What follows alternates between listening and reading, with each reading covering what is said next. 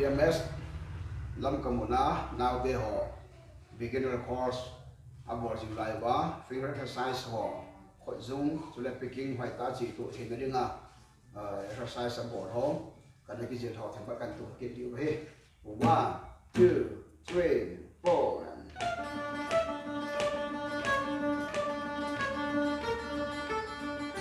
Terus, habang kinutuloy. 1, 2, 3, 4.